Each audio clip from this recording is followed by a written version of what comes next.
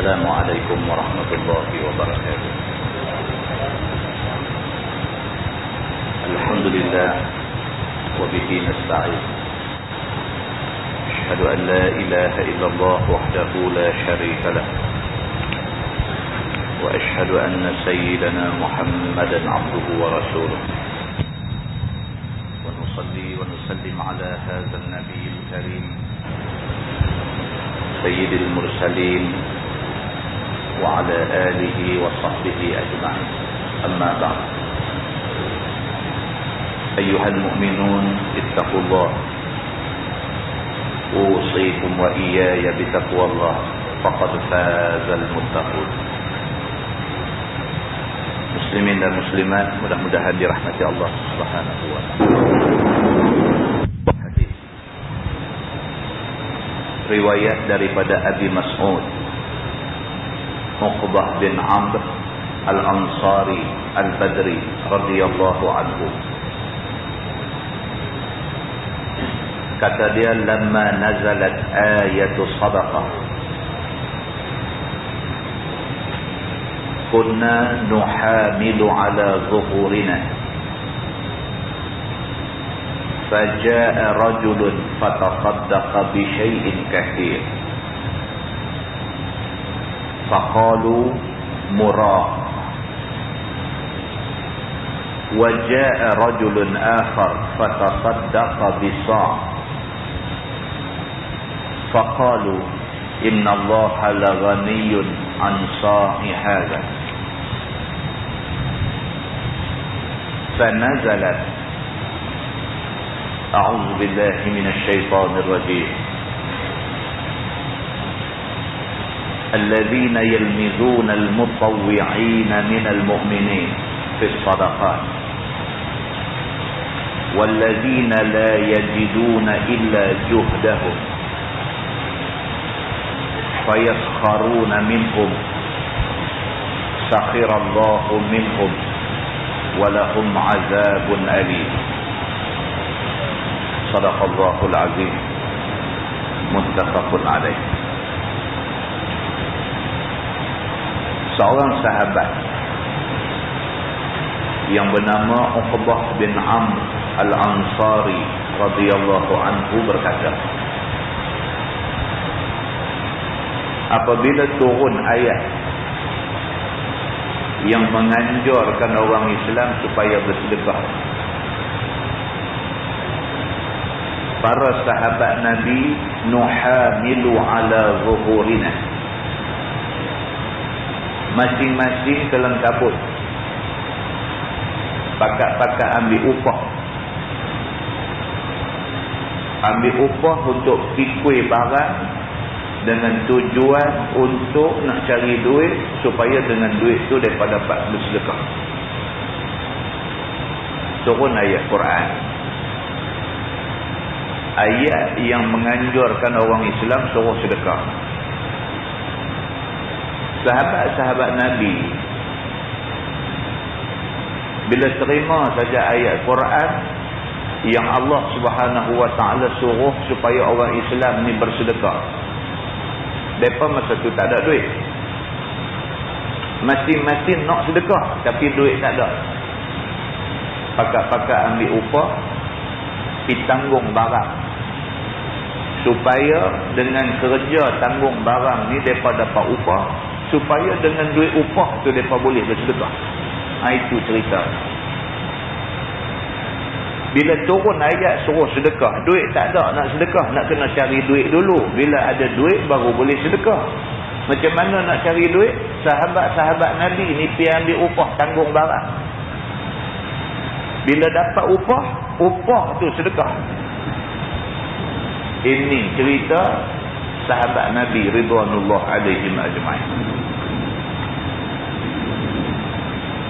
Kata Abi Mas'ud ataupun nama dia Uqbah bin Amr, dia kata faja'a rajulun fatasaddaqa bi syai'in katsir. Di kalangan sahabat-sahabat Nabi ni ada yang bila dapat duit bawa duit tu pergi bagi sedekah. Duit yang dia bagi sedekah tu syai'un katsir, banyak. Banyak mana dapat banyak pun banyak pergi bagi sedekah. Faqalu mura'. Ada pula sebahagian yang lain pula. Sebahagian ni maksudnya orang munafik. Bila tengok dia ni pergi sedekah banyak, mereka kata mura'. Mereka kata ni nak menunjuk. Ini cerita. Hadis ni nak cerita tentang perangai manusia. Ada segolongan manusia bila mai perintah agama suruh buat baik, ada sebahagian manusia bila mai perintah agama suruh buat baik, dandan nak pergi buat baik. Ini satu golongan. Ada satu golongan manusia bila mai perintah suruh buat baik, dia tak buat baik. Bila orang buat baik, dia kata. Ni manusia. Yang ni yang kata manusia.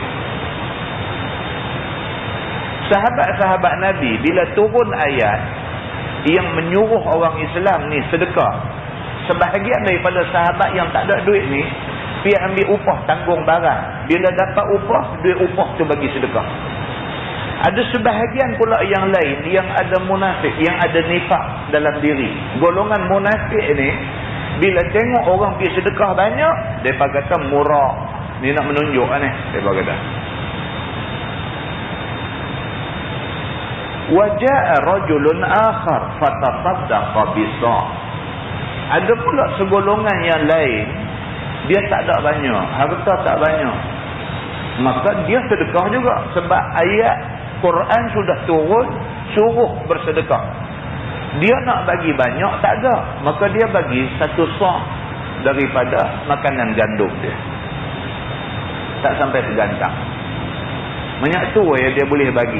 Tapi dia bagi juga. Pasal apa? Pasal Quran dah turun suruh bersedekah.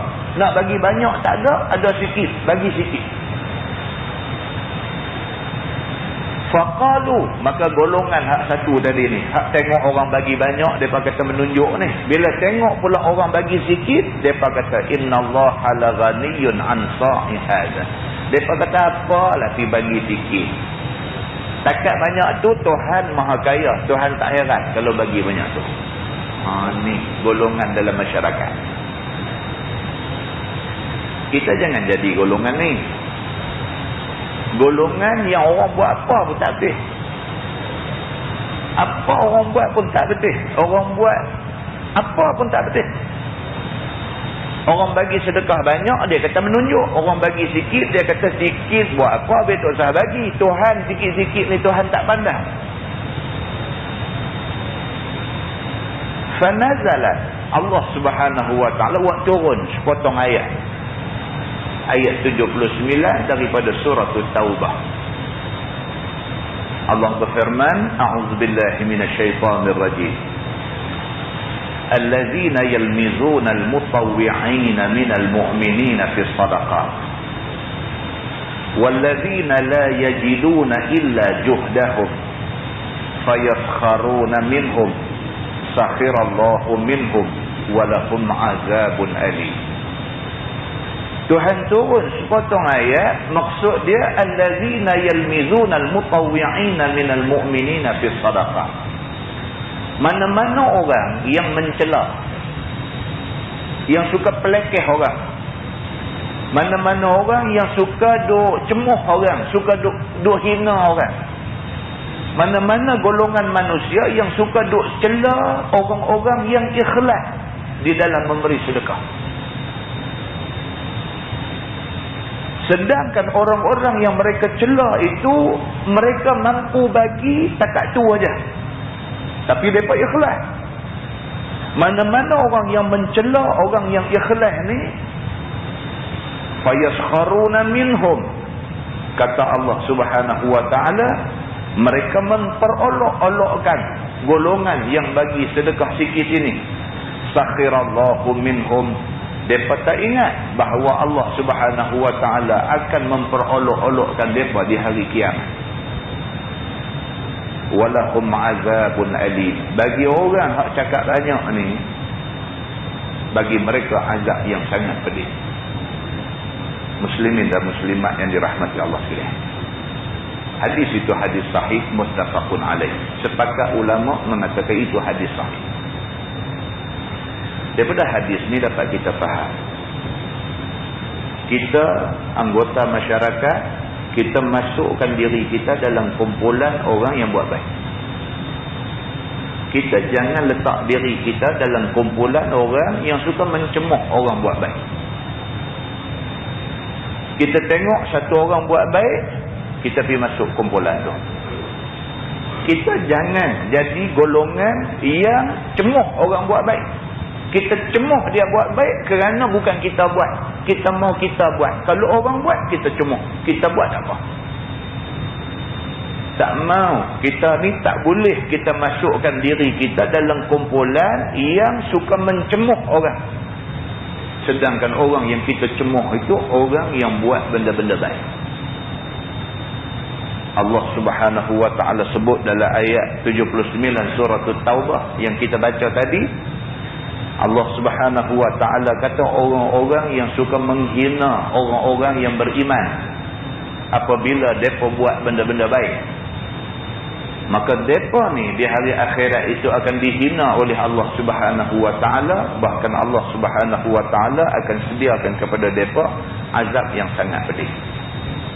Muslimin dan muslimat yang dirahmati Allah sekalian, perbuatan suka menghina, suka mencemuh, suka underestimate, suka downgrade orang ini perbuatan yang tidak elok.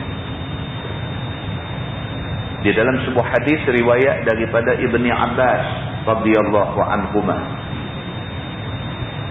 kata dia, kana Umar radhiyallahu anhu yudkhiluni ma'a asyakh Badrin, faka'anna ba'dahum wajada fi nafsihi, faqala lima yadkhulu hadha ma'ana wa lana abna'un mithluh. فقال عمر إنه من حيث علمتم فدعاني ذات يوم فأدخلني معهم فما رأيت أنه دعاني يومئذ إلا ليريه.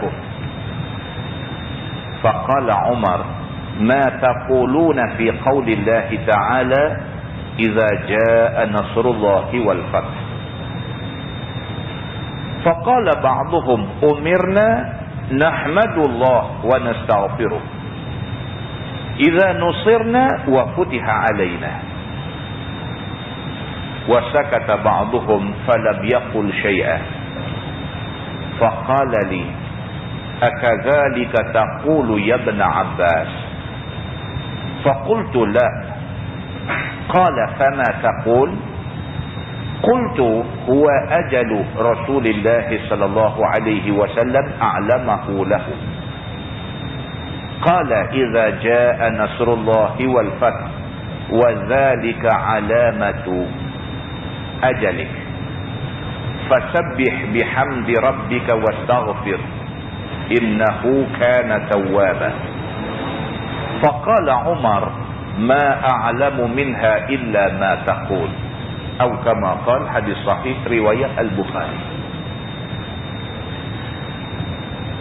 Seorang sahabat Nabi, nama dia Ibnu Abbas, Abdullah bin Abbas. Dia sahabat Nabi dan dia sepupu Nabi. Pak dia Al-Abbas dengan pak Nabi Abdullah dua beradik. Maka dia Abdullah ni dengan Nabi sepupu. Dia kata pada masa Sayyidina Umar jadi khalifah, Sayyidina Umar telah ambil Abdullah bin Abbas, sedangkan dia masih muda, masih budak muda masa tu. Sayyidina Umar ambil dia masuk dalam satu jawatan kuasa di bawah pemerintahan Sayyidina Umar. Jawatan kuasa tu yang lainnya, anggota jawatan kuasa tu ialah sahabat-sahabat Nabi yang senior-senior yang terlibat di dalam perang Badar. Sayyidina Umar jadi khalifah. Masa dia jadi khalifah, dia ada jawatan kuasa yang membantu pemerintahan dia. Ada satu jawatan kuasa tu, ahli jawatan kuasa semua orang-orang lama-lama, orang tua-tua, senior-senior yang sama-sama perang Badar dengan Nabi. seorang aja anak muda, iaitu Abdullah bin Abbas. Sayyidina Umar ambil dia seorang mai duduk dalam jawatan kuasa orang senior-senior ni. Bila dia dimasukkan dalam jawatan kuasa yang orang lain semuanya orang tua-tua, faka'anna ba'dhuhum wajada fi nafsi. Hak tua-tua, hak senior-senior ni rasa tak selesa dengan dia ni. Depa duk rasa apa ni budak kanyak ni seorang mai duduk dengan kita. Apa ni? Ni perasaan suka underestimate orang. Suka pandang orang rendah. Suka duk sukat orang, duk rasa kita lebih orang bawah. Perasaan ni ada di kalangan sebahagian mereka ni. Bila Sayyidina Umar ambil Abdullah bin Abbas mai duduk dalam jawatan kuasa yang hak lain ni semua orang tua-tua, geng yang tua-tua ni, geng yang senior-senior ni rasa terganggu dengan budak-budak seorang ni. Faqala, maka kata mereka, lima yadkhulu hadha ma'ana. Mereka kata kat Sayyidina Umar, apa pasal pergi duk ambil budak muda ni mai duduk sekali dengan kami? Walana abna'un misluh, sedangkan anak kami pun umur dia. Apa pasal yang pergi ambil budak muda ni mai duduk dengan kami? Dia ni bayar anak kami aja. Kami tak senang dengan dia ni. Biar kami sudahlah, tak payah hok masuk ni budak ni. Depa komplain Sayyidina Umar Al-Khattab. Faqala Umar, innahu min haitsu alimtum. Sayyidina Umar kata, hampa bukan tak kenal dia ni. Sesungguhnya dia ni macam yang hampa semua tahu. Siapa dia? Abdullah bin Abbas ni hampa bukan tak kenal dia. Dia ni bukan hampa tak kenal, dia sepupu Nabi. Sayyidina Umar kata, aku ambil orang muda mai duduk dengan hampa, bukan aku ambil orang sembarangan. Abdullah bin Abbas yang aku ambil mai duduk dalam jawatan kuasa dengan hampa ni, dia ni sepupu Nabi. Dia besar di dalam rumah Nabi. Daripada kecil lagi Nabi ambil duduk dalam rumah Nabi, dia membesar di dalam rumah Nabi. Bahkan dia sumber ilmu yang diiktiraf oleh Nabi. Masa Nabi hidup dulu lagi, Nabi bagi kedudukan dekat dia. Nabi bagi muka dekat dia. Berapa banyak hadis riwayat daripada Abdullah bin Abbas. Orang yang aku ambil mai duduk dalam jawatan kuasa hampa ni, dia bukan sembarang orang. Walaupun dia muda berbanding dengan hampa, tapi dia ni bukan hampa tak kenal dia. Dia ni min haitsu alimtum. Dia ni macam yang hampa tahu, dia sepupu Nabi. Dia besar dalam rumah Nabi. Bahkan Nabi mengiktiraf ilmu dia. Aku ambil dia mai duduk dengan hampa, takkan yang tu nak jadi satu kesalahan. Sayyidina Umar kata macam tu. Fada'ani zata yaum. Kata Ibnu Abbas, satu hari Sayyidina Umar panggil aku. Fa'adkhalani ma'hum, dan sekali lagi Sayyidina Umar panggil aku masuk dalam jawatan kuasa hak sama-sama dengan depa ni semua. Fama ra'aitu annahu da'ani yawma idzin illa liyuriyahum, dan dia kata aku rasa Sayyidina Umar panggil aku mai hari ni tujuan dia satu aja, dia saja nak tunjuk dekat depa aku ni siapa. Dia kata bukan panggil saja-saja dah. Sayyidina Umar panggil aku mai masuk dalam mesyuarat tu hari tu, tujuan Sayyidina Umar nak bagi depa ni semua kenal aku siapa. Faqala, maka kata Sayyidina Umar, ma taqulu fi qaulillahi ta'ala idza jaa nasrullahi wal fath. Dalam mesyuarat tu Sayyidina Umar tanya satu soalan dekat semua orang. Sayyidina Umar kata, apa kamu nak kata tentang ayat idza jaa nasrullahi wal fath? Apa pendapat kamu semua? Sayyidina Umar kata. Faqala ba'duhum, maka sebahagian daripada sahabat-sahabat yang tua-tua ni depa jawab. Depa kata, umirna nahmadullah wa nastaghfiruh. Idza nusirna wa futiha alaina. Ayat idza jaa nasrullahi wal fath, apabila tiba pertolongan Allah maka berjayalah. Mereka kata maksud ayat tu ialah Allah Subhanahu Wa Taala nak perintahkan kita supaya banyak memuji Allah dan banyak minta ampun pada Allah.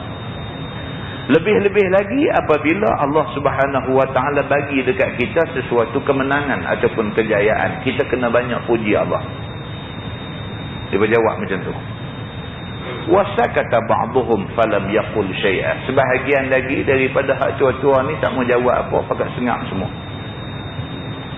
Faqala li, Sayyidina Umar beralih dekat Ibnu Abbas yang muda tadi ni. Sayyidina Umar kata kat dia, akadzalika taqulu ya Ibnu Abbas, adakah kamu sependapat dengan apa yang kawan ni kata tadi? Ayat iza jaa nasrullahi wal fath ni, ayat ni turun dengan tujuan nak suruh kita banyak memuji Allah, banyak minta ampun kepada Allah bila Allah bagi kejayaan dekat kita. Adakah kamu sependapat dengan mereka ni? Jawab Ibnu Abbas, dia kata la. Dia kata tak, aku tak berpandangan macam tu. Dia kata. Sayyidina Umar kata, kalau macam tu apa pendapat kamu? Dia kata, huwa ajalu Rasulillah sallallahu alaihi wasallam a'lamahu lahu. Dia kata ayat tu turun kerana Allah nak bagi tahu dekat Nabi bahawa Nabi sudah dekat dengan ajal dia. Jawapan dia lain langsung daripada jawapan orang tadi. Dia kata dah, bukan itu maksud iza jaa nasrullahi wal fath. Maksud ayat tu bila turun iza jaa nasrullahi wal fath, maksudnya ialah Allah nak bagi tahu dekat Nabi bahawa Nabi dah dekat dengan ajal dia. Sayyidina Umar Al-Khattab bila dengar Ibnu Abbas kata macam tu, kata Sayyidina Umar, ma a'lamu minha illa ma taqul. Sayyidina Umar kata, aku pun berpendapat macam yang kamu kata juga. Pasal apa? Pasal Nabi pernah bagi tahu benda ni dekat aku.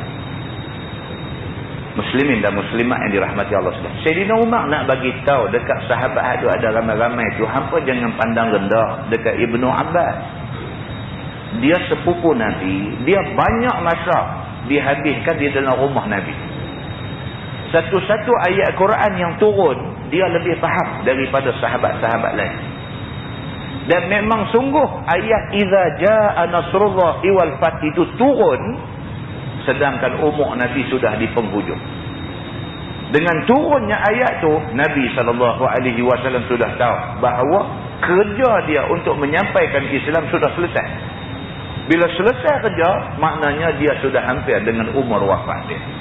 Dan inilah yang diberitahu oleh Nabi SAW kepada Sayyidina Umar dan juga kepada Ibnu Abbas.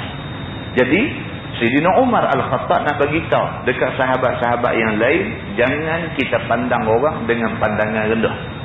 Kerana belum tentu orang yang kita pandang rendah tu sebenar-benar rendah. Kadang-kadang orang yang kita pandang rendah tu kedudukan dia tinggi di sisi Allah Subhanahu Wa Taala. Muslimin dan muslimat yang dirahmati Allah sekalian, yang sebuah hadis riwayat daripada Abi Safwan Abdullah bin Bus Al-Aslami radhiyallahu anhu, kata dia, qala Rasulullah sallallahu alaihi wasallam, khairun nas man tala umruh wa hasuna amaluh, atau kama qala, hadis riwayat Imam At-Tirmizi. Nabi sallallahu alaihi wasallam bersabda, Nabi kata khairun nas, sebaik-baik manusia. Manusia hak paling baik, man tala umruh wa hasuna amaluh, orang yang Allah bagi umur panjang dan amalan dia semua baik-baik. Tuan-tuan muslimin dan muslimat yang dirahmati Allah sekalian, kita yang penting dalam hidup kita ialah ending dia. Kita ni semua, hak penting dalam hidup kita ni ialah ending. Mula kita macam mana, sudah habis, lepas-lepas dah. Ending kita nak kena jaga. Itu sebab kita selalu doa, minta supaya Allah matikan kita bihusnil khatimah, dengan penutup, dengan penghabisan yang cantik. Lepas-lepas dah saya cakap, habis dah, selesai dah. Apa kita buat 10 tahun dulu, apa kita buat 5 tahun dulu, apa kita buat minggu lepas, sudah. Benda lepas-lepas minta ampun kepada Allah. Start daripada hari ni sampai hari nak mati. Biarlah amalan kita wa hasuna amalu. Biarlah amalan kita amalan yang baik-baik. Jadi apa yang penting ialah mula daripada la ni sampai kita habis umur kita jaga bagi elok. Tak usah dengki ke orang, tak usah hasad dekat orang, tak usah fitnah orang, tak usah dia buat jahat ke orang, tak usah. Semua benda ni tak usah. Buat benda yang baik-baik, kerana benda yang baik-baik ini merupakan amalan yang baik-baik. Dan inilah yang penting sebelum kita pejam mata mati menghadap Allah Subhanahu wa taala. Mudah-mudahan mukadimah itu memberi manfaat kepada kita semua insya-Allah. Kita menggunakan Bahrul Mazi jilid 16. Jilid 16. Muka surat 209. Muka surat 209. Bab ma jaa fi kasratil kalam. Iaitu bab yang datang pada menyatakan hadis yang membicarakan banyak bercakap. Ini tajuk yang kita sambung daripada tajuk bulan lepas. Bulan lepas pun maksud sama. Bulan lepas dia kata bab ma jaa fi samti. Iaitu bab yang datang pada membicarakan diam daripada bercakap. Diam daripada bercakap maksudnya tak banyak bercakap. Tajuk malam ni serupa, cuma dia ubah ayat. Dia kata bab yang menceritakan tentang kasratil kalam, tentang banyak bercakap. Bagus ke tak bagus dalam agama? Ketahuilah saudaraku, bercakap banyak di sini ialah bercakap lain daripada zikrullah. Yang kata cakap banyak ni, cakap benda yang tak membuatkan kita ingat Allah. Zikrullah ni bukan subhanallah, alhamdulillah, Allahu akbar saja. Zikrullah maksudnya cakap apa pun yang boleh bagi kita dan orang yang dengar ingat pada Allah. Selain daripada cakap yang boleh bagi kita ingat pada Allah, yang tu dia panggil banyak cakap. Begitu. Seperti berbual dan bercerita dan berhikayat dengan segala taulan dan orang-orang. Seperti buat cerita. Cerita dongeng, cerita yang tak ada manfaat, tidak ada faedah, tidak boleh ambil pengajaran. Itu maksud dia. Dan cerita hikayat dan juga cerita sembang ialah semata-mata untuk bersuka-suka dan untuk nak mencari ketawa. Cerita semata-mata buang masa.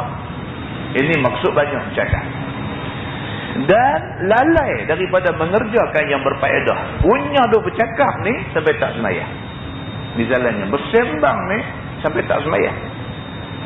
Lama tak jumpa kawan. Bila jumpa dia buka cerita bersembang daripada pukul 11 malam, 12, 1, 2, 3, 4 pagi. Sampai pukul 4 pagi letih tak larat sembang, terlena. Lena tak mayang subuh. Ada orang jadi macam tu. Dia bersembang sampai pukul 4 pagi dia boleh sembang. Punya penat bersembang, terlena. Lena-lena tu tak jaga subuh. Maka dia buat kerja sia-sia. Maka jikalau seseorang itu mengeluarkan hikayatnya seperti memberi suka orang dan memberi tertawa orang, tak dapat tidak hikayatnya itu banyak yang karut. Kalau dia buat cerita sembang tak habis-habis ni, banyak karut daripada yang betul. Banyak yang karut. Dan tiada berfaedah akan sebagai faedah akhirat. Akhirat tak ada apa benda ni.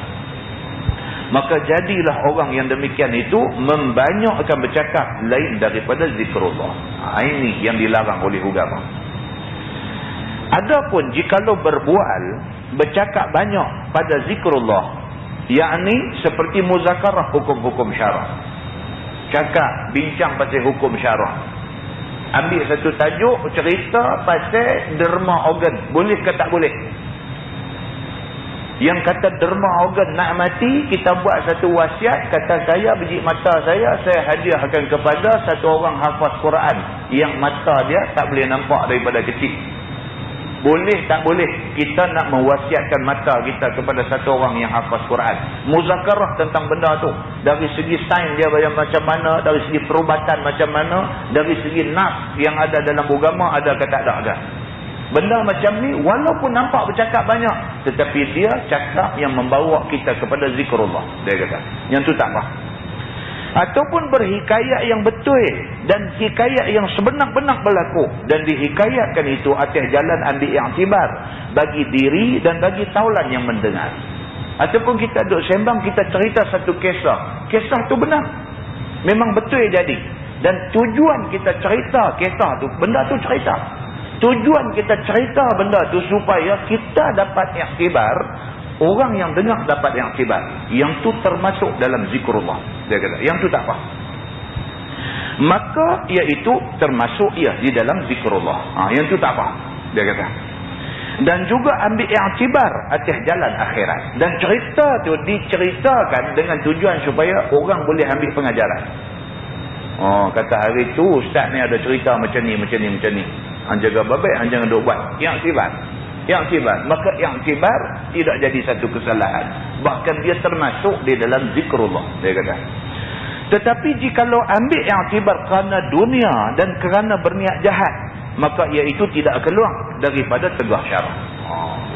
Kalau tujuan cerita tu tujuan jahat, cerita benda tu cerita benar, tapi tujuan cerita tu nak supaya orang semua pekat cemuk dia tu. Yang tu dia jadi tujuan dunia. Tujuan tu dah jadi tujuan keduniaan. Kita tujuan nak menghina dia, berdosa. Yang tu syarak tak mahu. Bermula dalil yang menunjukkan atas yang demikian ialah hadis yang dikeluarkan oleh Imam At-Tirmizi. Kata dia, an Ibn Umar radhiyallahu anhu qala Rasulullah sallallahu alaihi wasallam, la tukthirul kalam bighairi zikrillah, fa inna kathratal kalam bighairi zikrillah qaswatun lil qalbi, wa inna ab'adan nasi min Allahil qalbul qasi. Diriwayatkan oleh seorang sahabat Nabi sallallahu alaihi wasallam, nama dia Abdullah bin Umar bin Al-Khattab radhiyallahu anhuma. Kata dia, telah bersabda Nabi sallallahu alaihi wasallam, jangan membanyakkan sekalian kamu akan bercakap dengan yang lain daripada zikrullah. Nabi pesan hak tu dulu. Kalau bercakap benda tak ada faedah, tak usah bercakap. Nabi kata, kerana banyak cakap dengan lain daripada zikrullah mengeraskan hati. Dia kata hati kita jadi keras. Dia sembang benda-benda lara, hati jadi keras, dia kata. Dan bahawasanya orang yang lebih jauh daripada segala orang daripada Allah Ta'ala, iaitulah orang yang keras hati. Orang yang jauh daripada rahmat Allah ialah orang yang keras hati. Hati keras. Orang baca ayat Quran pun hati tak tersentuh, hati keras. Orang baca hadis Nabi pun tidak rasa benda tu menyentuh hati, hati dia keras. Orang cerita satu cerita sedih yang sepatutnya dia rasa ihsan, dia rasa belah kepada, dia rasa kesian kepada cerita tu, tak rasa apa. Orang ni hati keras. Orang yang hati keras jauh daripada rahmat Allah Subhanahu wa taala. Kata At-Tirmizi, bermula ini hadis gharib, tidak kami ketahui melainkan daripada hadis Ibrahim bin Abdullah bin Khatib. Masalah dia kata bercakap dengan yang lain daripada zikrullah. Bermula bercakap dengan lain daripada zikrullah itu ialah bercakap dengan apa cakap yang bukannya jalan taat kepada Allah. Seperti berbual kesedapan dunia dan berbual penyukaan hati dan juga pelalai. Bercakap benda yang tak ada satu faedah. Cerita pasal dia mengaikan ahli kelab joran. Kan? Hampir mengai tanu, hari tu pergi mengai tanu, apa nampak apa ni.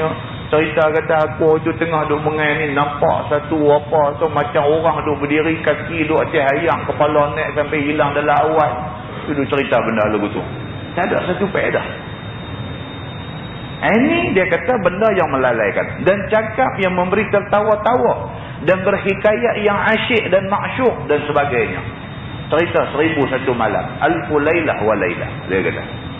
Cerita tak lagi malim deman turun mai jumpa malim kondang, tak lagi apa duk. Apa satu benda kita dapat? Tak ada satu benda. Cerita kata jumpa ikan duyung tang mana ke, ikan duyung nak ikut balik di rumah. Tak ada satu faedah. Hikayat yang membuang masa. Ini satu. Ataupun bercakap akan zikrullah itu, iaitu bercakapkan perkara taat dan perkara ibadah, seperti mengajar, seperti belajar, seperti mengaji, seperti membaca Quran, dan seperti memberi nasihat. Yang ni semua bagus. Kita belajar. Apa juga benda yang benda tu berupa ilmu yang boleh membawa kebaikan bagi kita orang Islam. Kita belajar benda tu, belajar tu dia termasuk di dalam zikrullah. Contoh orang mengaji sains, dia mengaji biologi, akhirnya dia boleh nampak kebesaran Allah. Orang mengaji kimia, dia duk mengaji kimia ni apa, macam-macam atom apa semua, macam-macam mengaji, akhirnya dia nampak kebesaran Allah. Orang mengaji fizik, orang mengaji macam-macam perubatan, orang macam-macam mengaji ni, walaupun benda ni bukan tauhid, bukan fiqh, bukan usul, bukan tasawuf, bukan Quran, bukan hadis, tetapi benda-benda ni bila didalami, dia nampak kebesaran Allah Subhanahu wa taala. Ini termasuk di dalam belajar yang dianggap sebagai zikrullah, dia kata. Ataupun mengaji, baca Quran, ini lebih-lebih lagi. Ataupun kita memberi nasihat. Kita nampak depan mata kita satu benda tak elok, kita pergi bagi nasihat. Soal dia nak ikut, dia tak ikut, tu soal dia dengan Tuhan. Soal kita pergi bagi nasihat, kita menasihati dia, itu zikrullah, dia kata. Dan berbualkan jalan mengambil iktibar dan juga jalan pengajaran. Kita bercakap, kita bercerita benda yang di akhir cerita tu ada satu iktibar. Itu zikrullah, dia kata. Dan juga mengucap tasbih dan juga bertahlil dan menyuruh orang dengan buat baik dan menegah orang daripada buat jahat. Dan menaik saksi atas perkara yang hak dan memberi khabar akan ahwal masalah dunia yang menjadi penolong kepada akhirat. Tak jadi salah. Duk bincang macam mana nak buat tu alat bila orang tasbih tekan klik subhanallah subhanallah subhanallah, daripada duk pakai biji tasbih secara biasa tu, dia buat hak ketua tu boleh duk tekan klik. Pi duk bincang macam mana nak buat benda tu, itu zikrullah. Kita nak menghasilkan satu benda yang benda tu boleh membantu orang beribadat kepada Allah.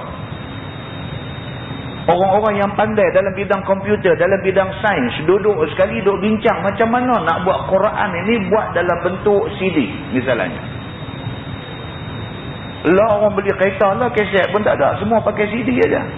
Jadi dia duduk bincang macam mana nak buat Quran dalam bentuk CD. Satu CD ada 30 juzuk Quran. Jadi orang bila naik kereta, dia masuk CD tu, dia boleh dengar Quran sepanjang dia duduk naik kereta. Orang yang terlibat dalam perbincangan awal nak buat CD Quran tu dapat pahala. Kerana dia bincang satu benda yang boleh membuatkan akhirnya orang zikrullah, orang ingat kepada Allah. Dia macam tu. Dan juga khabar yang menolak kemudarat yang akan berlaku. Maka semua ni termasuk di dalam zikrullah. Kerana setengahnya wajib, setengahnya sunat, dan setengahnya harus dicakapkan itu dengan izin daripada syarak. Maka siapa bercakap dengan barang yang diizin syarak, maka dapatlah kebajikan daripadanya pada dunia dan akhiratnya. Siapa juga bercakap benda yang dibenarkan oleh syarak, dia dapat pahala akhirat. Siapa juga, tak nanti ustaz, tak nanti tok imam, tak nanti datuk mufti, tak nanti tok qadi. Siapa juga bercakap satu benda yang benda tu boleh membawa manfaat akhirat dekat orang, dia dapat pahala. Begitu. Dan tidak berdosa dia. Dan tiada memberi mudarat akan anggota-anggota badannya sendiri. Sebagaimana yang telah dikhabarkan di dalam beberapa hadis yang lalu. Semua perkara itu banyak jadi dengan sebab cakap. Sesungguhnya lidah itu kecil anggotanya, tetapi amat besar bahayanya. Kita dah baca bulan lepas tentang bahaya lidah ni. Kita dah baca bulan lepas. Macam mana tiap-tiap pagi bila kita bangkit tidur, semua anggota ni pakai duk merayu dekat lidah. Tolonglah hari ni hang jaga sikit. Jangan duk bercakap ikut sedap mulut. Pasal apa? Kerana hang bercakap ikut sedap, esok masuk neraka. Bukan lidah saja masuk, satu badan masuk neraka. Tak ada pasal-pasal. Tangan pun kena bakar dengan api, kaki pun kena bakar dengan api. Maka dengan kerana tu, pagi-pagi semua anggota merayu dekat lidah, tolong kontrol sikit hari ni. Jangan duk bercakap ikut sedap hati. Begitu. Dia kata dengan kerana itu dilarang oleh syarak membanyakkan cakap. Dan lagi pula membanyakkan cakap dengan lain daripada zikrullah itu mengeraskan hati. Hati jadi keras. Sebagai tersebut dalam hadis dalam masalah tadi. Yakni siapa bercakap dengan lain daripada segala yang diizinkan syarak itu, jadi mengkelamkan dan menggelapkan akan hati dia. Maka tiada mau terima pengajaran agama dan suka kepada menurut hawa nafsu. Hati bila keras tuan-tuan, agama tak boleh masuk. Tuan-tuan bukan sikit orang kita dah jumpa dalam dunia ni, cakap agama tak bawa kesan kat dia. Tak bawa kesan. Nasihat pun tak masuk. Apa pun tak jalan lah. Kita cakap elok-elok pun tak jadi. Kita buat marah-marah dia pun tak jadi dah. Hati keras. Hati dah kematu dah. Hati keras dah. Bila hati keras, tak ada ruang untuk nak dimasuk oleh hidayah Allah. Tak ada ruang. Hati jadi keras kerana mula dengan lidah tak jaga. Kerana lidah tak jaga, Nabi kata hati jadi keras. Bila hati jadi keras, nasihat, pengajaran, apa pun tak boleh nak jerat masuk di dalam hati dia. Dan dia kata tinggallah dia berbimbang dengan yang lain daripada yang disuruh Allah dan tidak ingat kepada Tuhan. Sampai satu peringkat dia jadi manusia yang tak ingat Tuhan. Tak ingat kepada Allah. Maka apabila ditegur oleh seseorang yang beragama akan tabiatnya yang menyalahi pada syarak, maka melawan dia. Bila hati keras, orang pergi nasihat, dia marah orang. Bila hati dah keras, orang pergi nasihat dia, orang yang nasihat dia nanti kena maki dengan dia. Dia tak ada peduli siapa. Dan tidak diterimanya, bahkan dibangkangnya dan diperbuatnya lebih-lebih lagi daripada yang dilarang itu. Ini bukti orang dah keras hati. Dia buat satu benda salah, kita pergi nasihat dia. Bukan setakat dia tak dengar nasihat kita, dia bangkang kita. Bukan setakat dia bangkang kita, hak kita tegur dia tadi tu, dia buat 10 kali ganda tu nak tunjuk kat kita. Kata dia tak heran kat kita.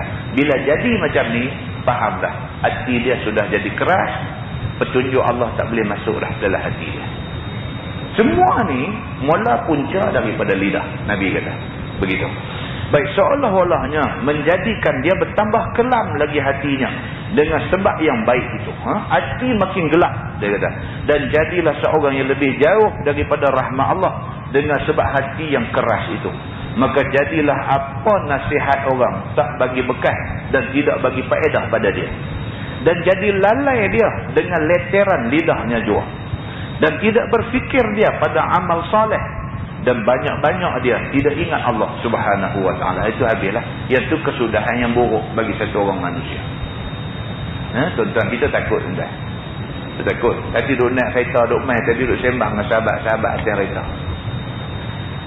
Duduk sembang balik. Kata berapa ramai dah orang yang dulunya duduk ikut kuliah kita, duduk ada, duduk nampak muka Allah pun duduk tak ada. Kalau dia tak ada kuliah kita kerana dia pergi kuliah ustaz lain, tak apa. Tak apa. Janji dia mengaji. Kita nak yang tu aja. Kalau satu masa dulu nampak dia ada ke depan kan. Bagus. Dan lah tak ada. Kalau dia tak ada di sini, dia ada di masjid lain. Duk ikut ustaz mana kot, tak apa. Tidak jadi satu masalah. Kita takut dia tak ada di sini, dia tak ada di mana-mana. Dia duk ada tepi pantai duk mengikat. Kita takut yang tu. Kita takut yang tu. Petunjuk Allah, Allah bagi, dia boleh ambil balik. Macam nyawa kita juga. Kita ni dulu tak ada. Tuhan bagi kita ni terbentuk dalam rahim mak kita. Sampai cukup hari kita beranak keluar, Allah bagi roh, bagi nyawa kat kita. Macam mana Allah bagi nyawa kat kita, macam tu Allah boleh ambil balik. Berapa ramai orang mati setelah diberi satu tempoh masa untuk dia menikmati roh yang Tuhan bagi, Tuhan ambil balik. Macam mana roh Tuhan bagi, Tuhan boleh ambil balik. Macam mana kesihatan Tuhan bagi, Tuhan boleh ambil balik. Macam mana kebahagiaan Tuhan bagi, Tuhan boleh ambil balik. Macam itulah hidayah dan petunjuk. Tuhan bagi, Tuhan boleh ambil balik. Bila Tuhan ambil balik, Tuhan ambil balik kesihatan pun kita susah dah kerana kita terpaksa menanggung sakit. Tuan-tuan boleh bayang Tuhan ambil hidayah daripada hati kita. Habis. Tuhan ambil kesihatan daripada kita. Kalau kita sabar, janji syurga ada di sana. Tapi kalau Tuhan ambil hidayah, Tuhan ambil petunjuk daripada hati kita, kita pergi jadi lingkup. Na'udzubillah min dzalik. Habis tuan-tuan. Kalau satu masa dulu dia duk marah orang pasal tak main mengaji masjid. Hari ni orang dulu dia marah duk main mengaji, orang tu pergi marah dia pula. Dia tak mau mengaji mana dah. Nampak tuan-tuan? Dia boleh jadi. Dalam dunia ni, benda macam ni boleh jadi. Dalam dunia ni, benda macam ni boleh jadi. Dulu punya bagus, lah ni punya jahat. Boleh jadi benda ni. Tapi kalau dulu punya jahat, lah punya bagus, alhamdulillah. Pasal apa? Kita mau ending kita cantik. Muslimin dan muslimat yang dirahmati Allah sekalian. Yang ni, yang tajuk malam ni nak bagi penekanan ni. Hak ni. Maka kerana tu Nabi SAW doa, kita dah sebutnya kali lah. Nabi kata, Rabbana la tuzigh qulubana ba'da idh hadaitana wa hab lana min ladunka rahmah innaka antal wahhab. Nabi sebut doa ni bukan sekali, bukan dua kali, bukan tiga kali. Nabi sebut tak mau berhenti. Nabi doa minta, Rabbana la tuzigh qulubana, ya Allah jangan gelincirkan hati-hati kami ba'da idh hadaitana, setelah engkau bagi hidayah kepada kami, wa hab lana min ladunka rahmah, dan bagilah kepada kami dari sisi engkau rahmat dan kasih sayang, innaka antal wahhab, sesungguhnya engkau ya Allah Tuhan yang maha memberi akan hidayah ini. Nabi minta ya Allah bagi hidayah, jangan tergelincang, jangan gelincang kami daripada hidayah. Nabi minta sampai Sayyidina Abu Bakar As-Siddiq dipeluk Nabi kat belakang. Dia kata, ya Rasulullah, takkah hak ni yang kamu nak minta dekat Tuhan? Kamu manusia yang Allah janji syurga. Allah ampun dosa kamu yang dulu dan yang kemudian. Allah ampun semua. Kamu tak payah minta supaya Allah tak gelincirkan kamu daripada hidayah.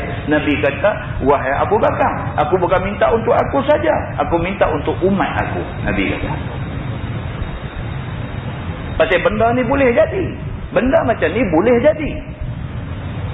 Maka kita hari ni yang dah ada petunjuk Allah, boleh duk teringat nak main masjid, nak mengaji, duk teringat nak tambah kebaikan. Hari apa boleh puasa sunat nak buat, ada masa nak baca Quran dan sebagainya. Hak kita duk terima benda ni hari ni, mau kena minta dekat Allah supaya benda ni jangan Tuhan ambil balik. Bila Tuhan ambil balik benda ni, hidup tak ada guna di atas dunia ni. Muslimin dan muslimat yang dirahmati Allah sekalian. Tajuk baru dia kata, bab ma jaa fil kalam alaih la lahu. Dia kata. Iaitu bab yang datang pada menyatakan hadis yang membicarakan cakap ni berlaku salah ke atasnya, bukan berfaedah bagi. Cakap ni kebanyakannya nak jadi salah ke kita. Korang sangat cakap ni yang membawa faedah kat kita. Dia kata. Kebanyakan cakap kita hari-hari ni nak jadi salah ke kita. Itu maksud dia. Ketahuilah saudaraku, sebetulnya bercakap dengan lain daripada zikrullah, semuanya mau berlaku salah atas orang yang bercakap. Bercakap lain daripada boleh bawa kita ingat kepada Allah, banyak nak jadi dosa kat kita. Dia kata. Sebagaimana diterangkan di dalam masalah yang lalu tadi, maka tak kala banyak bercakap itu salah, maka menjadilah ia bahaya atas yang bercakap. Bila banyak bercakap, itu maksud dia. Bukannya menjadikan maslahat yang baik bagi orang yang bercakap. Dia tak membawa maslahat baik. Bila terlampau banyak bercakap, banyak salah. Bila banyak salah, tak jadi kebaikan dekat kita. Bersalahan jikalau bercakap menyuruh buat baik dan menegah daripada buat jahat. Ataupun berzikir, ataupun bertahlil, ataupun baca Quran, ataupun seumpamanya. Tahlil ni maksudnya la ilaha illallah, itu tahlil. Tahlil maksudnya la ilaha illallah, la ilaha illallah itu tahlil. Tahmid maksudnya alhamdulillah. Tasbih maksudnya subhanallah. Takbir maksudnya Allahu akbar. So bila kata banyak bertahlil, bukan ila hadratin Nabi Mustafa sallallahu alaihi wasallam. Wa ila jami'al muslimin wal muslimat syai'un lillahi lahumul fatihah. Yang tu tahlil, bukan. Orang panggil yang tu tahlil kerana ambil sempena ujung dia tak lagi afdalul zikri fa'lam annahu la ilaha illallah. Ambil sempena tu, maka orang panggil majlis tahlil. Tapi perkataan tahlil maksudnya la ilaha illallah, itu tahlil. Begitu. So banyak mengucapkan la ilaha illallah itu bagus. Dia kata itu zikrullah yang cukup baik. Kalimah yang dia kata khafif ala lisan tetapi thaqil fil mizan. Kalimah ni la ilaha illallah Muhammadur Rasulullah. Kalimah ni khafif ala lisan. Lidah sebut senang. Saya jumpa satu kawan baru ni, dia bukan orang Islam. Lah mulut ni dengan la ilaha illallah ni duduk di mulut. Dia duduk cakap dengan kita ni, dia kata, Ustaz, saya ni dulu, dia kata, dekat-dekat dah nak masuk Islam. Kalau tidak, dia kata, Alhamdulillah, jadi orang Islam. Dia cakap dulu. Kalau tidak, dia kata, Alhamdulillah, jadi orang Islam. Dia kata. Tapi pak saya dapat tahu, dia marah saya, dia balun saya cukup-cukup. Dia kata, Astagfirullahaladzim. Dia kata, orang tua tu dia buat saya semua. Dia pandai guna tu, perkataan tu, dia pergi duduk tempat tu kena. Orang Melayu sendiri guna salah kadang-kadang. Orang kata anak orang dah, InsyaAllah 4. Kita kata InsyaAllah 4 maksudnya 3 lah. Dah dia kata 4 lah. 4 InsyaAllah 4 apa? Alhamdulillah 4 orang dah. Tu baru kena. InsyaAllah 4 ni maksudnya dua ada dah 3. Ni nak tunggu hari nak keluar seorang lagi, InsyaAllah nak jadi 4. Kita tanya dia, anak berapa orang dah? InsyaAllah 4. Oh, kita kata 3 lah. Dah 4 ni. Dia ni fill in the blank pun tak betul lagi. Kan? Benda ni fill in the blank. Nak bubuh apa? Alhamdulillah kah? InsyaAllah kah? Apa kah? Ujak dia tak kata, kita tanya anak berapa? Astagfirullahaladzim 4. Lagi teruk lah. Jadi satu orang yang bukan Islam boleh guna, kena tempat. Kena tempat. Dia guna Alhamdulillah tu betul. Dia guna Astagfirullahaladzim betul. La ilaha illallah ni duduk di mulut. Itu sebab Nabi kata khafif alal lisan. Lidah nak sebut senang. Saqil fil mizan. Di hari kiamat itu, masa ditimbang amalan, kalimah la ilaha illallah ni berat pada timbangan. Banyak sebut la ilaha illallah ni memberatkan timbangan kebaikan kita di hari akhirat. Begitu.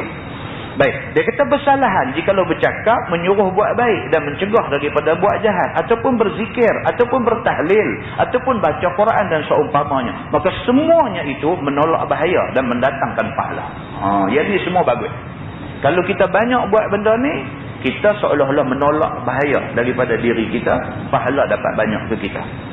Dengan kerana ini, berkhabar Nabi SAW di dalam hadis yang dikeluarkan oleh Imam At-Tirmizi. Kata dia, an Ummi Habibah, zaujin Nabi SAW, anin Nabi SAW qal, kullu kalam ibni Adam alaihi la lahu illa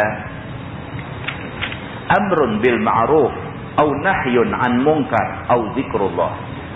Maksudnya diriwayatkan daripada isteri Nabi SAW.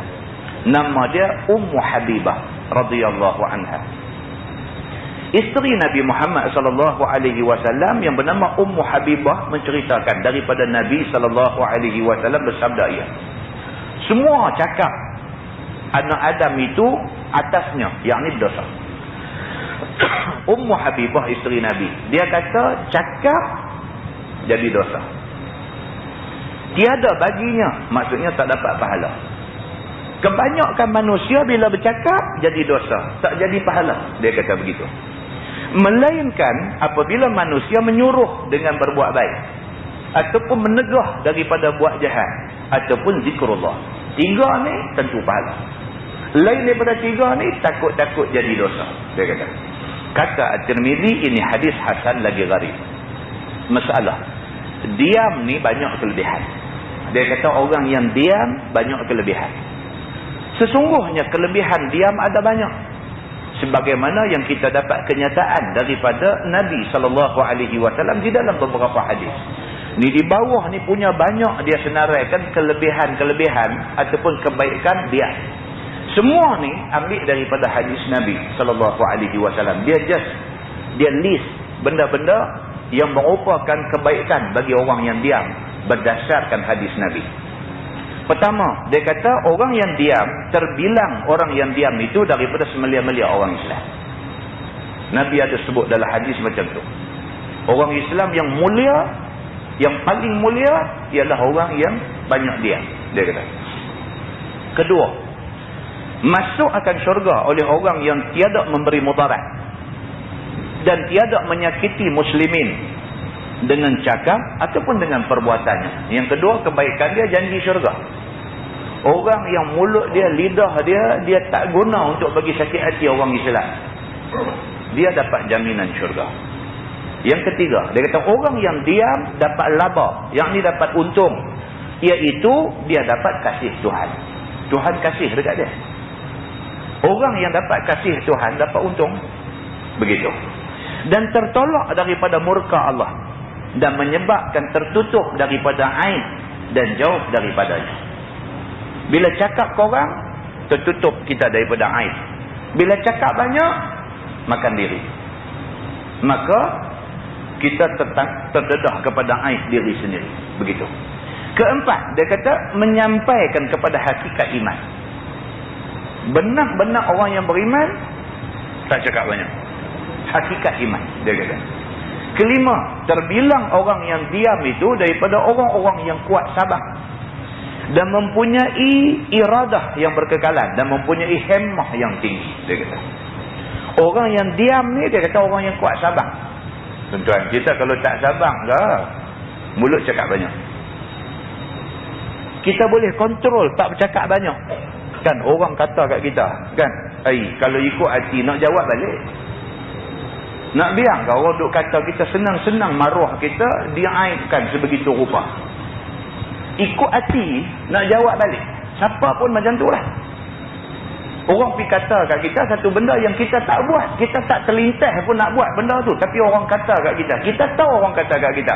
Ikut hati nak jawab depan orang. Nak habaq kata ini semua fitnah. Apa buat cerita. Apa saja nak perjalanan aku. Tu salah. Tak bagus. Kita tunjuk kita satu orang yang tidak sabar. Tahan diri dia. Orang yang boleh tahan lidah tak bercakap ni, tidak jawab balik kepada tohmahan dan fitnah dan sebagainya, dia satu orang yang sabar, dia kata. Bukan senang nak buat. Bukan senang kita dengar orang kata kat kita. Mau kita nak pergi cari dia? Mau kita nak pergi cari dia, nak tanya dia depan-depan, hang kata apa kat aku? Kita nak tunggu dengar jawab dia ya. Dia jawab ke dia tak jawab ke, kita nak pedih dia sebiji. Memang niat hati macam tu. Pergi tanya ni syarat aja. Tanya ni syarat dia. Dia jawab pun kita nak boh dia. Dia tak jawab pun kita nak boh dia. Ada orang promes macam tu. Dia pergi, hang kata apa kat aku? Contoh kita, bila aku katakan, duk dia sangkut dagu sebiji. Mampu ya pergi. Nak pergi balai pun aku pergi. Nak kena confirm pun aku bayar. Masuk lokap pun aku tidur. Dia kata, janji aku boleh rimbuk hang. Dia kata. Ini orang tak sabar.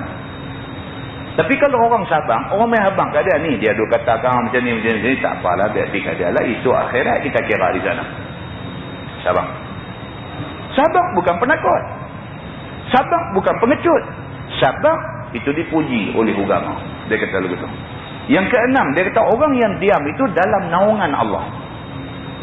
Orang yang diam, jaga mulut ni, dia duduk di bawah naungan Allah. Dan berseri-seri mukanya. Dan bersinar-sinar dan bercahaya di hari akhirat esok.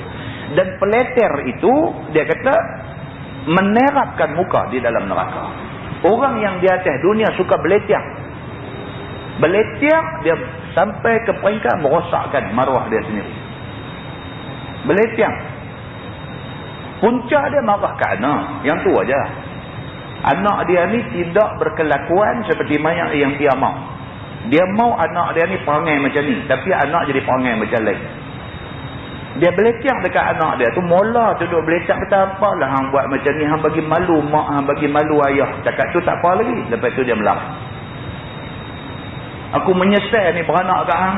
Dia mulalah. Aku menyesal beranak kat hang. Aku malu hang jadi anak aku. Hang ni betul-betul. Dia dah jadi satu orang peleter. Dia kata. Peleter.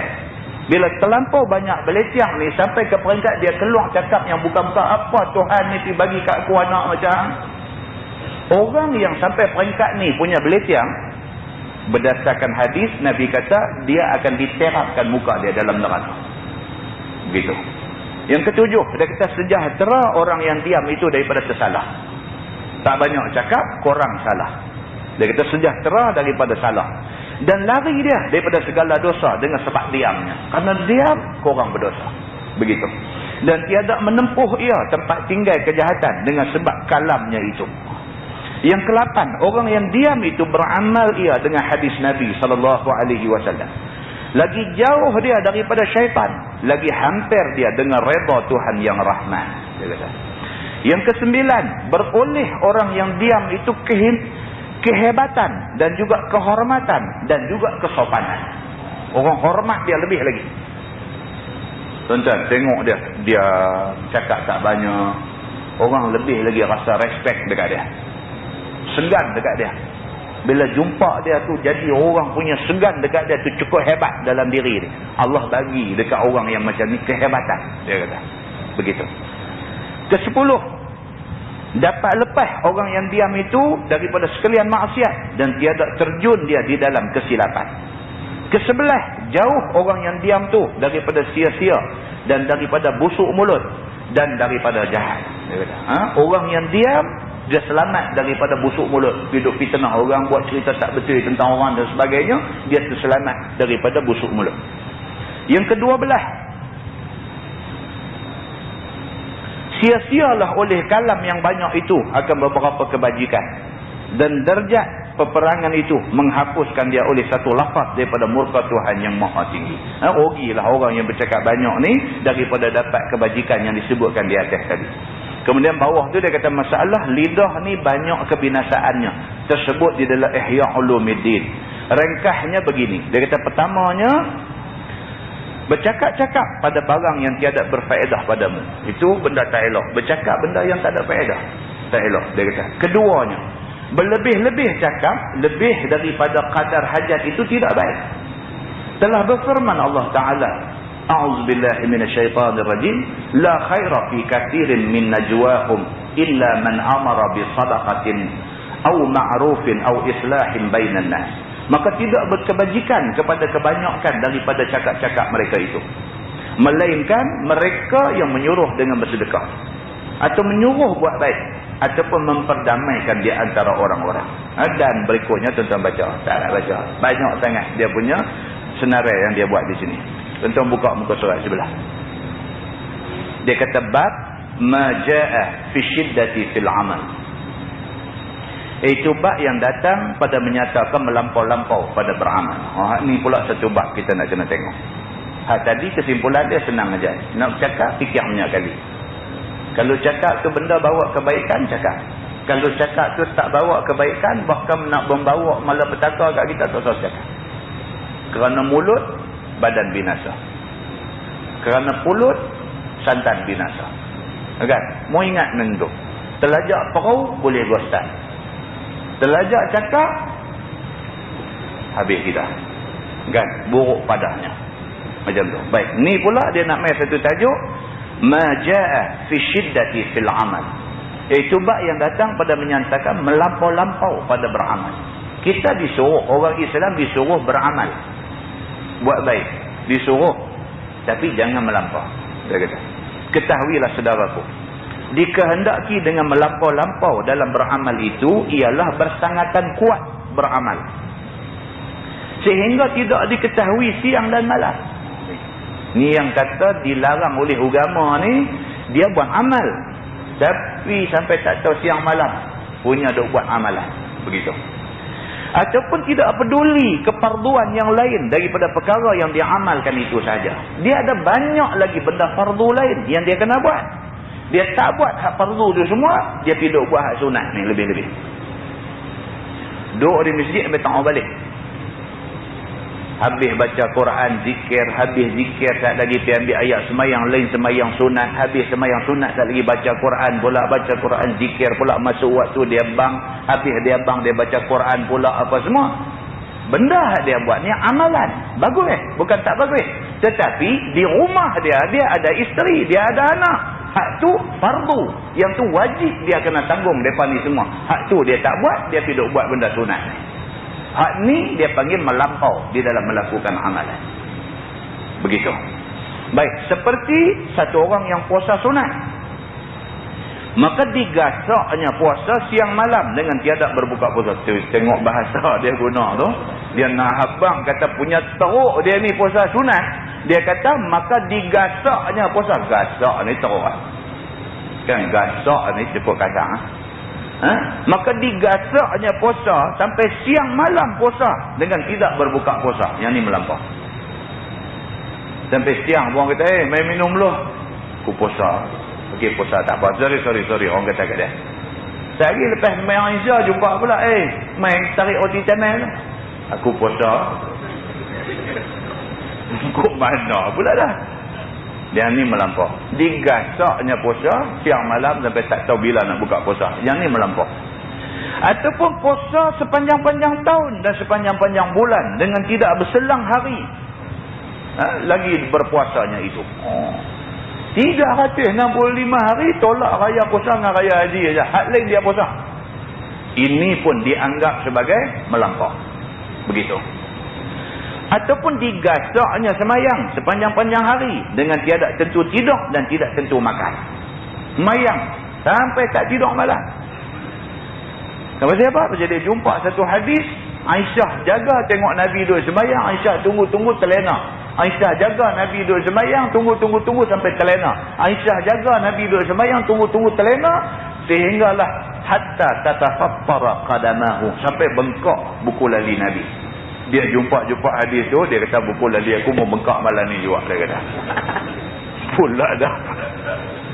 Dia digasaknya semayang sepanjang malam. Dia tak tidur walau selelak pun. Yang ni juga melampau. Dia kata. Nabi boleh buat. Pasal apa? Pasal Nabi ada pada kekuatan itu. Dia tak kuat. Dia nak pergi gasak buat macam tu tak boleh. Dia kata. Ataupun digasaknya zikrullah siang malam. Dengan memberikan anak isterinya. Dengan tiada tentu makan minum dan kehidupan. Dia kira zikrullah. Dua mutu pun tangan duk tarik tasbih lagi. Dua mutu tu. Mana duk koyak minyak mutu lagi. Mana dengan duk tarik tasbih. Van berhenti terkejut di depan. Dia nak break. Tersangkut biji tasbih tu. Lepas dia bawa lori. Orang pergi tarik keluar. Dia bunyi subhanallah. Subhanallah dia keluar. Baguslah.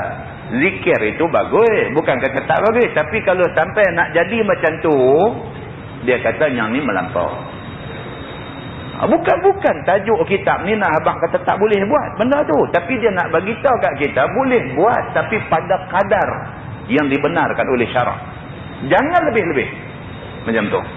Baik, maka yang demikian itu misal bagi melampau-lampau beramal yang ditegah oleh syarak kita. Sungguh pun syarak kita memecut. Yakni menganjurkan seseorang itu biar kuat di dalam mempersediakan bekal akhirat. Dengan amal ibadah dan juga banyakkan persediaan itu. Tetapi tidak pula disuruhnya sampai sedemikian itu. Agama suruh kita buat amal bagi banyak. Tapi agama tak suruh pergi sampai ke peringkat ni. Dia kata. Bahkan buatlah macam-macam kan amal itu. Menurut masa yang terluang. Dia kata. Kita kena varietiskan amalan kita. Bukan zikir saja. Macam-macam benda kita boleh buat. Macam-macam benda boleh buat. Bangkit pergi cerahkan kawasan kubur. Itu juga pahala. Tak mesti duduk dalam masjid zikrullah saja. Bangkit pergi tengok pancong kotor, tolong basuh. Tolong basuh bilik air pancong kita apa semua bagi bersih. Itu juga pahala besar. Bukan duduk zikir dalam masjid sahaja pahala besar. Varieties kan. Dia kata mempelbagaikan amal-amal yang kita boleh buat. Bukan buat satu benda saja. Dia kata. Maka buatlah macam-macam kan amal itu menurut masa peluang. Dia kata seperti seorang apabila bangun daripada tidur pagi-pagi. Maka mengucap ia sebagai yang disuruh oleh syarak. Bangkit pagi baca doa bangkit tidur. Kemudian kejamban ia diperbuat sebagai suruh syarak. Pergi kejamban pun nak langkah masuk. Nabi kata langkah kaki kiri baca doa nak masuk jamban. Ataupun keluar daripada jamban diperbuat sebagaimana suruh syarak. Habis dah qada hajat selesai dalam jamban nak keluar langkah kaki kanan. Syarak suruh langkah kaki kanan baca doa. Macam mana Nabi baca doa langkah keluar daripada jamban. Ini semua ibadat. Dia kata kemudian terus membasuh muka dan ambil wuduk sebagaimana yang disuruh oleh syarak. Buat macam mana yang syarak suruh. Kemudian semayang sunat wuduk. Kemudian semayang sunat dahulu daripada subuh. Kemudian semayang subuh dengan berjemaah. Diperbuat semua itu sebagaimana disuruh oleh syarak. Hidup beribadat. Tak mesti malam tak tidur. Tak mesti qiyamul lail sampai pagi. Tak mesti baca Quran sampai akhir rengkong sampai habis surah. Tak mesti zikir sampai tarik tasbih sampai putih tali. Banyak lagi benda lain boleh buat. Yang benda-benda ni kalau dibuat, pahala sama macam kita duk zikir juga. Itu maksud dia.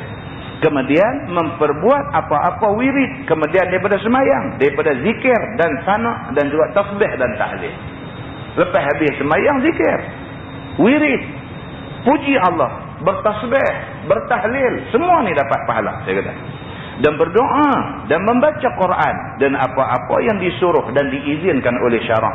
Kemudian pergi pula menuntut hal kehidupan dengan mencari nafkah untuk diri, dengan bekerja, dengan bertukang, ataupun dengan berkira bicara, ataupun dengan berniaga, ataupun lainnya daripada jalan pencarian yang diizinkan oleh syarak. Dah habis selesai sembahyang subuh, zikir sikit, baca Quran sikit, keluar pergi kerja. Kerja dengan tujuan nak cari nafkah. Yang nafkah tu nak bela anak bini. Semua ni ibadat belakang. Tak semestinya tak pergi kerja, duk zikir, duk baca Quran saja. Semua ni merupakan perintah yang disuruh oleh agama. Buat tu dapat pahala, dia kata. Ataupun mengaji, ataupun menuntut ilmu syarak, ataupun ilmu yang diharuskannya, ataupun lainnya. Mengaji apa juga ilmu, selagi mana ilmu tu ilmu yang diharuskan oleh syarak. Ilmu yang tak diharuskan oleh syarak, ilmu sihir yang tu tak usah belajar. Ilmu yang diharuskan oleh syarak banyaklah.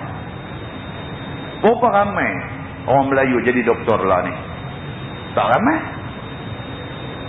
Berapa ramai orang Melayu jadi engineer, bukan engineer makan gaji saja, engineer yang sampai ke peringkat mampu mereka cipta benda-benda baru dalam dunia. Berapa ramai? Ramai budak Melayu jadi engineer, ramai lah ni. Tapi ramai engineer makan gaji. Bila kena buang kerja daripada Kelang, dah tak tahu buat apa dah. Dah tak tahu buat apa dah. Duk teriak di rumah dah. Tapi ada ijazah engineering. Tetapi tak boleh nak berdiri atas kaki sendiri. Nak buka Kelang buat jarum pun tak erti. Nak buka Kelang buat sarung tangan getah pun tak erti. Mentaliti dah, mentaliti nak pergi makan gaji. Nak minta Kelang ambil dia kerja baru dia boleh dapat gaji. Kalau tak ada kerja tu, apa boleh tak tahu buat dah. Ini yang dia ada. Banyak lagi benda boleh dibuat. Doktor, berapa ramai doktor-doktor yang dia ada lah ni, yang betul-betul pakar bukan orang Islam. Semua benda ni ilmu yang harus dipelajari. Sehingga dapat peluang lain daripada kerja apa-apa pula. Kemudian ditunaikan sembahyang fardu dan sunat dan segala wiridnya.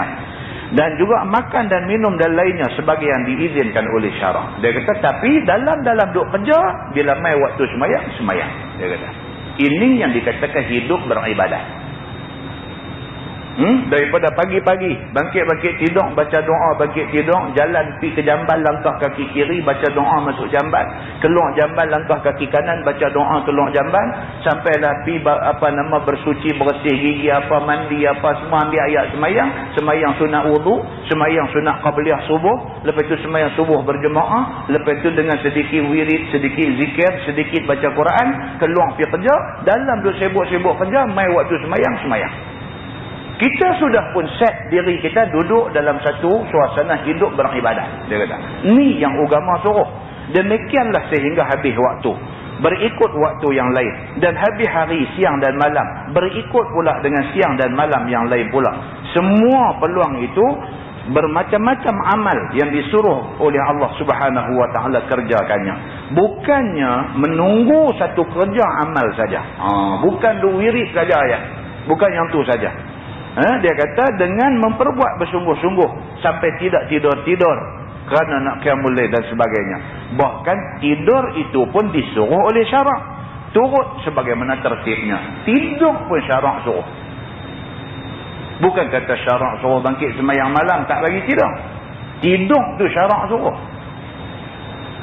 Diri kita ada hak terhadap kita. Kita kena jaga hak dia. Hak mata perlu pejam, tidur. Hak badan perlu masa untuk rehat. Hak isteri dan anak-anak perlu masa untuk kita sebagai suami, sebagai bapa bersama dengan dia. Semua hak ni mesti dipenuhi. Memenuhi hak ni semua adalah ibadat. Agama kata lagu tu. Sekiranya seorang yang beramal itu diperbuat sedikit ibadatnya tetapi berkekalan amalan itu, maka iaitulah lebih terpuji daripada amal yang diperbuat sungguh-sungguh dan banyak dengan sekaligus sahaja. Ini yang kata istiqamah. Buat sikit tapi kita maintain benda tu, kita konsisten dalam buat benda tu, lebih baik daripada sedih buat sampai masuk hospital lepas tu. Kita buat sikit-sikit. Seperti seorang yang mengamalkan, mengucap subhanallah, alhamdulillah, Allahu akbar, tiap-tiap sudah semayang 33 kali. Dalam sepanjang umurnya dia buat yang demikian itu, maka ia itu terlebih dipuji oleh syarak, lebih daripada memperbuat, mengucap dengan sekaligus 10,000 di dalam sepanjang umur dia. Tuan-tuan, kita kena komit dengan benda ni, kena komit. Kita kena istiqamah dengan benda ni. Lepas semayang, kalut macam mana pun, kena baca. Ayat kursi kena baca sekali. Subhanallah, subhanallah, subhanallah. Ni mau baca 33 kali. Alhamdulillah, alhamdulillah mau 33 kali. Allahu akbar mau 33 kali. Yang ni kena buat. Kalut pun kena buat. Tak kalut lebih-lebih lagi kita kena buat. Hadis yang Nabi kata, Nabi istighfar kepada Allah. Astaghfirullahalazim. Astaghfirullahalazim. Astaghfirullahalazim alladzi la ilaha illa huwal hayyul qayyum wa atubu ilaih. Nabi do istighfar ni dua riwayat. Satu kata tak kurang daripada 70 kali.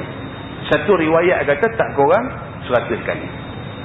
Kalau kita tiap-tiap kali lepas semayang, Assalamualaikum warahmatullahi, Assalamualaikum warahmatullahi, Astaghfirullahalazim, Astaghfirullahalazim, Astaghfirullahalazim, 15 kali cukup. 3, 6, 9, 12, 15. 15 kali cukup. 5 kali semayang. 5 kali semayang. 15 kali sekali. Tak 70 lebih. Cukup lah. Tapi kalau kita sedih nak habis 70, kita berasa lambat. Habis semayang, Astaghfirullahalazim, Astaghfirullahalazim. 15 saat saja. Lepas tu baru ikuti dengan wirid lain. Nak baca ayat kursi ke, nak subhanallah, alhamdulillah, Allahu akbar ke apakah, mula dengan Astaghfirullahalazim. Satu semayang fardu kita baca 15 kali Astaghfirullahalazim. 5 waktu semayang kita cukup macam yang Nabi kata, 70 kali lebih kita dah boleh buat.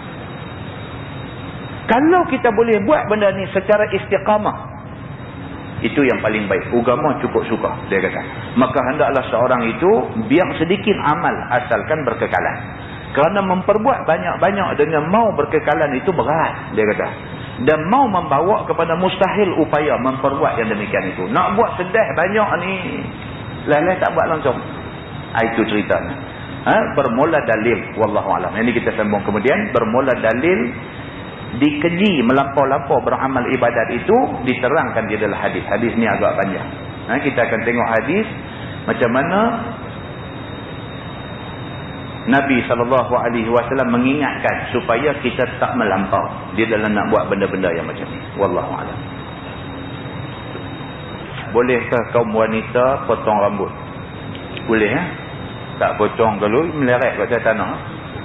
Kan? Bolehkah kaum wanita memotong rambut? Boleh. Dengan syarat dia memelihara adab-adab dia lah. Sebaik-baik orang perempuan nak potong rambut, pergi dekat kedai potong rambut yang juga wanita Islam. Sebab aurat wanita Islam dengan wanita kafir sama macam aurat dia dengan laki-laki yang halal kahwin. Yang ni yang jadi isu lah ni dalam masyarakat, jadi isu kan. Anak-anak kita duduk mengaji universiti, mereka duduk sebilik dengan orang bukan Islam. Bila duduk sebilik di universiti, Islam dengan bukan Islam, masalah. Takkan sepanjang masa budak ni nak pakai mini telekong. Dia duduk dalam bilik dia. Jadi dia buka. Bila buka, dari segi agama, aurat wanita Islam dengan wanita kafir sama macam aurat dia dengan orang lelaki yang halal kahwin. Dia dianggap mendedahkan aurat. Bila kita cakap benda ni, ada pihak kata kita ni macam-macam lah. Golongan yang tak mau nak bercampur dengan bukan Islam lah. Ini golongan apa, tak larat dengar. Benda ni benda agama. Masalahnya benda ni benda agama. Tak ada masalah nak bercampur bergaul. Disuruh oleh agama kita bercampur. Tapi batas-batas sempadan hukum jagalah. Awak masalah ke nak bagi Islam duduk sama sebilik dengan Islam? Orang bukan Islam duduk sama sebilik. Tapi waktu lain berjumpa bersembang macam biasa lah. Cuma nak jaga aurat. Itu masalah. Jadi orang perempuan kalau nak potong rambut, dia pergi kedai potong rambut yang dimiliki, yang diusahakan oleh orang perempuan Islam juga. Dan pastikan kedai itu tak dimasuki oleh laki-laki yang tak berkenaan ke dalam kedai itu. Satu laki-laki hantar isteri dia nak pergi potong rambut, dia jangan duduk menyerangguh dalam kedai itu sama. Pasal orang perempuan lain pun duduk potong rambut juga. Dia pergi hantar, dia tunggu dalam kereta. Ini kita bercakap dari segi hukum. Hukumnya begitu. Jadi kalau soalan kata bolehkah orang perempuan potong rambut, memang boleh lah. Memang boleh potong, tapi dengan mengambil kira faktor-faktor hukum. Begitu. Duit masjid ataupun duit surau simpan dalam bank. Mana lebih baik? Simpan dalam bank atau kita gunakan duit itu untuk keperluan surau dan gunakan untuk agama? Tentang faedahnya macam mana pula? Soalan tu. Tentang faedahnya macam mana pula? Kan? Baik. Duit ni kena simpan di bank lah. Kita tak boleh simpan bawah kapet masjid. Dan kita tak boleh disimpan di rumah Tok Imam. Sebab hari ni pencuri kawak dia tak kenal Tok Imam. Dia tak kenal ustaz. Dia ketam semacam aja. Kan? Jadi cerita duit ni, duit bila banyak memang kena simpan di bank. Tak ada pilihan. Cumanya kalau sekiranya duit tu ada masjid di Pulau Pinang dan di mana-mana negeri pun. Yang pihak pentadbir masjid ni dia syok duit himpun duit. Dia syok. Dia tak mau belanja. Yang dia tahu mesyuarat bincang macam mana nak tambah kutipan. Tapi dia tak tahu macam mana nak belanjakan kutipan itu. Kita ada main masjid, ada buah duit dalam tabung ni. Kita bagi ni bukan nak bagi suruh dia tolong simpan. Kalau nak tolong simpan, kita pun tahu simpan. Kita bagi tu tujuan supaya duit yang kita bagi tu dimanfaatkan oleh masjid. Masjid guna duit tu untuk nak buat benda yang membawa manfaat kepada anak qaryah. Tu kita mahu. Jadi kita bukan nak berbangga dengan jumlah tabung masjid kita yang tinggi. Sebab tak mencapai matlamat. Matlamat orang buat khairat. Bagi duit tu matlamat dia nak supaya duit tu dimanfaatkan. Kalau duit tu ambil simpan tak ada manfaat. Tapi kalau duit tu ada lebih banyak, hak mana yang terlebih daripada perbelanjaan ni, simpan dalam bank. Simpan dalam bank itu tidak jadi kesalahan. Dengan syarat buka akaun yang Islam punya. Tapi duit tu kita mesti fikir. Sebagai pihak yang mentadbir dan mengurus masjid, dia kena fikir macam mana nak guna duit tu. Nak utilize duit tu untuk tujuan yang membawa manfaat kepada anak qaryah. Oh yang ni. Perbanyakkan program, apa ceramah ke, kuliah pengajian ke. Buat apa-apa benda yang boleh bagi orang rasa bangga dengan masjid.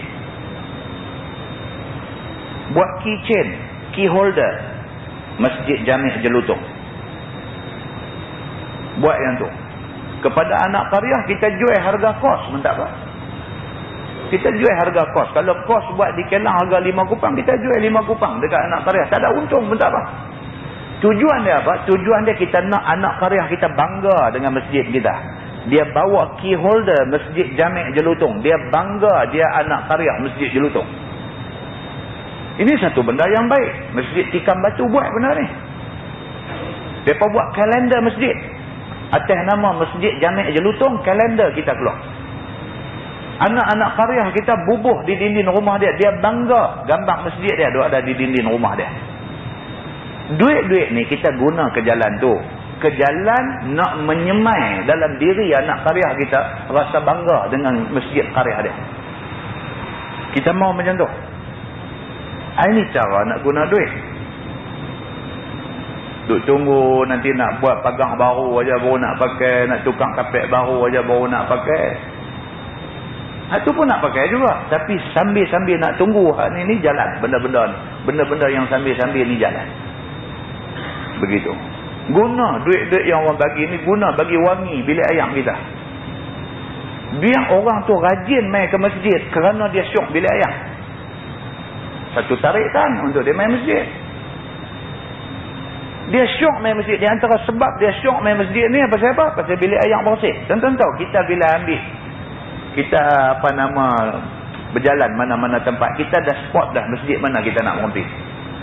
Kalau kita orang jenis duk travel sana sini, kita dah spot dah masjid mana nak berhenti. Kalau dulu sebelum ada highway, kita duk pakai jalan lama nak pergi Kuala Lumpur, Masjid Kampar satu masjid yang kita mesti berhenti. Pasal apa kita nak berhenti Masjid Kampar, sedangkan sepanjang jalan macam-macam masjid duk ada? Kita pilih Masjid Kampar Perak ni pasal apa? Pasal masjid tu bilik ayam dia sentiasa bersih, kita masuk rasa selesa, semayang pun berasa steady aja. Kerana tu kita pilih masjid tu. Itu satu promosi baik terhadap masjid kita. Dan ada, kita dah spot dah masjid ni jangan dulu singgah. Pasal apa? Kita singgah dulu dah kenal dah. Kita tak singgah tu satu pasal. Kita habang ke orang pula, masjid tu hantar satu singgah kawut. Bukankah itu merosakkan imej masjid kita? Jadi duit-duit masjid ni jangan sayang untuk nak perelok tempat-tempat yang penting di masjid kita. Bilik ayam penting tuan-tuan. Bilik ayam masjid ni cukup penting. Kena jaga kebersihan dia. Nah, muslimin dan muslimat yang dirahmati Allah sekalian. Jadi soalan yang last ni tentang faedahnya macam mana pula? Kan ni soalan ni soalan kerana pergi simpan dalam akaun yang tidak Islamik. Jadi tak payah tanya tentang duit faedah, simpan dalam akaun yang Islam punya. Selesai masalah. Begitu. Puasa sunat pula. Dia kata, patutkah kita buka puasa? Maksudnya puasa sunat. Kerana nak meraihkan orang yang datang ke rumah kita. Apakah patut kita berbuka puasa walaupun sudah 4 atau 5 jam kita berpuasa? Ada dalam tajuk hak kita nak main. Ni, tadi hak kita berhenti tadi seperti di dalam hadis tu yang dicerita bab ni. Cerita tentang seorang sahabat yang bernama Abu Darda. Abu Darda ni, Nabi sudah saudarakan dia dengan seorang sahabat yang bernama Salman. Salman Al-Farisi. Akhan Nabi sallallahu alaihi wasallam. Maksudnya Nabi telah ambil Salman, ambil Abu Darda bagi jadi saudara.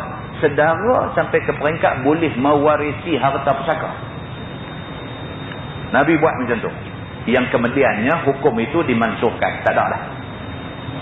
Sebelum hukum tu dimansuhkan, Nabi jadikan Salman dengan Abu Darda ni saudara.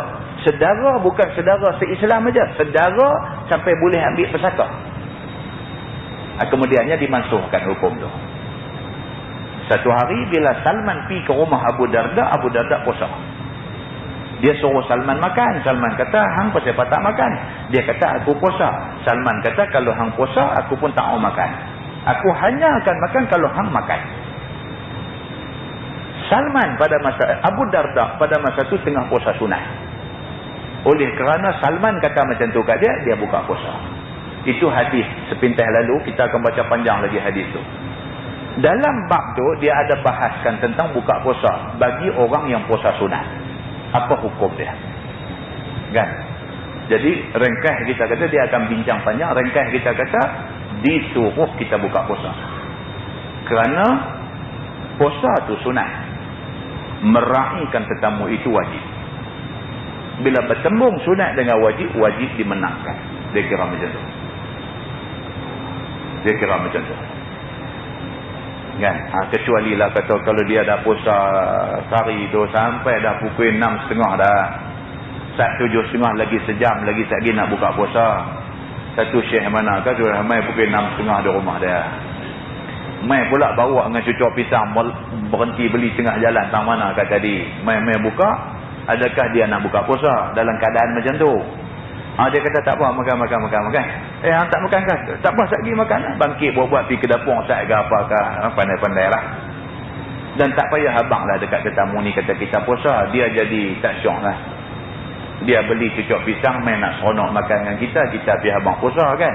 Kita kata tak apa, makan dulu sat nak pergi belakang sat ke apa, buat-buat kata apa, pandai-pandai lah. Kan? Bukan berdosa yang tu. Pasal apa tinggal sejam lagi nak buka puasa. Takkanlah Islam sampai tinggal sejam pun nak paksa buka puasa juga. Kan? Pukul 9 pagi dia mai pun dia nak pederah puasa lagi, tak salah. Islam dia macam tu. Dari segi hukum dia jelas, kemudian dia ada tolak ansur dalam beberapa benda yang melibatkan soal sunat dan sebagainya. Kita akan baca detail pada bulan depan insya-Allah. Nah, wallahu a'lam. Yang baik itu daripada Allah, yang tak baik silap saya. Kita tangguh dengan tasbih kafarah dan suratul Asr. Subhanakallah. Bismillahirrahmanirrahim. Innal insana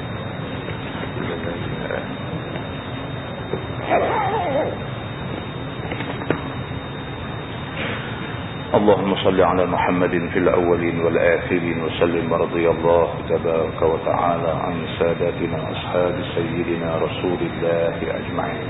بسم الله الرحمن الرحيم. الحمد لله رب العالمين حمدا يوافي نعمه ويكافئ مزيده. يا ربنا لك الحمد كما ينبغي لجلال وجهك الكريم وعظيم سلطانك. رضينا بالله ربا وبالإسلام دينا وبمحمد نبيا ورسولا. اللهم افتح علينا فتوح العارفين وارزقنا فهم النبيين بجاه خاتم المرسلين. اللهم فقهنا في الدين وعلمنا التأويل واهدنا صراطك المستقيم. اللهم أرنا الحق حقا وارزقنا اتباعه وأرنا الباطل باطلا وارزقنا اجتنابه.